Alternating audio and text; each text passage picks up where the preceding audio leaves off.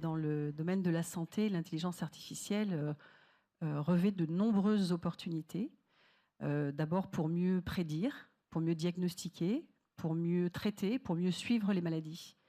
Alors c'est vrai que quand on fait appel, quand on pense à l'intelligence artificielle, on pense algorithme, calcul, machine learning et autres, mais au bout du bout, il y a la donnée. Alors pour nous, industrie pharmaceutique, la donnée, en particulier dans la R&D, mais pas que, c'est quelque chose qui est clé, mais qui est clé depuis très longtemps. Et d'ailleurs, probablement, c'est en santé qu'il y a le plus de données de qualité. Bien connaître cette donnée et avoir la capacité, grâce à l'intelligence artificielle, de mieux la traiter, de l'optimiser finalement, fait que l'on va mieux comprendre les maladies et donc, au bout du bout, probablement mieux les traiter. Alors ça, c'est pour la partie R&D. Il y a aussi toute la recherche clinique qui, là aussi, va s'appuyer sur les données. Et on se rend compte, en fait, que l'intelligence artificielle permet, par exemple, d'accélérer l'identification des patients qu'on va pouvoir intégrer ensuite dans des essais cliniques. Et donc, aller plus vite pour donner ensuite l'accès des traitements aux patients. Toutes ces technologies permettent de mieux accompagner le patient. Et on arrive aujourd'hui à des choses assez concrètes. Pensez d'abord à quel besoin je réponds pour le patient, pour le professionnel de santé. Et en cela, l'intelligence artificielle peut répondre à de nombreux besoins, à la fois des professionnels de santé et des patients. Chez Sanofi France, on veut développer en fait des solutions qui font appel à des technologies que nous ne maîtrisons pas. On travaille sur un agent conversationnel. C'est pas nous qui allons développer l'agent conversationnel. Ça nous pousse donc à nous ouvrir sur l'extérieur, nous ouvrir, de rencontrer des startups, de rencontrer d'autres grands groupes. Ça fait entrer en fait dans l'entreprise, dans l'entité activité commerciale, des métiers qui sont rares ou qui n'existent pas encore. Des data scientists, des spécialistes des architectures. Lorsqu'on veut véritablement professionnaliser la démarche, c'est vrai que ça pousse à soit renforcer des compétences, des expertises, soit aussi, encore une fois, se tourner vers l'extérieur et aller travailler avec d'autres. Dans ce que j'ai appelé au début e-santé, on y met aussi comment communiquer avec les parties prenantes externes, en particulier les professionnels de santé, médecins, pharmaciens. Et donc on fait appel classiquement aux équipes marketing. Mais là, du coup, on change complètement leur façon de travailler avec cette digitalisation en fait de la relation.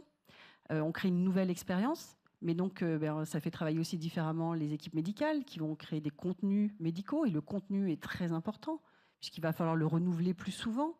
Il va falloir le personnaliser davantage, puisque la donnée qu'on va recevoir en retour va nous donner des informations sur ce qu'attend en fait le professionnel de santé. Ça va faire appel aussi à d'autres façons de travailler pour les équipes réglementaires, puisque en fait, dans notre domaine, tout ce que nous communiquons à l'extérieur doit suivre un process strict de réglementation de l'information. On va travailler différemment avec les équipes de pharmacovigilance. Donc en fait, l'ensemble des métiers se retrouve à devoir, ou encore une fois, devoir ou la chance de travailler différemment. Et c'est là aussi où c'est très intéressant, c'est qu'on se retrouve à mettre ensemble des métiers qui finalement cohabitaient, mais qui aujourd'hui doivent collaborer, ce qui n'est pas exactement la même chose. Nous, le parti pris qu'on a pris, c'est de se dire, respectons le rythme des collaborateurs. Il y a ceux qui sont très appétents, mais déjà commençons à nous intéresser à cela. Et puis, créons des ambassadeurs qui vont en fait aider à en fait déployer cette nouvelle culture, cette nouvelle façon de travailler au sein de l'entreprise. On a aussi construit une petite équipe, en fait, qui va jusqu'aux opérationnels et qui va accompagner les opérationnels. On va jusqu'à l'exécution, en fait. Ça, c'est très important. Et puis, on a mis en place une démarche que l'on va lancer, là, très, très bientôt. Donc, on initie, en fait, une démarche design thinking avec des groupes de collaborateurs mis ensemble qui vont, en fait, eux-mêmes imaginer qu'est-ce qu'est leur métier, j'allais dire de demain, mais c'est presque aujourd'hui, avec justement cette approche digitale au sens large.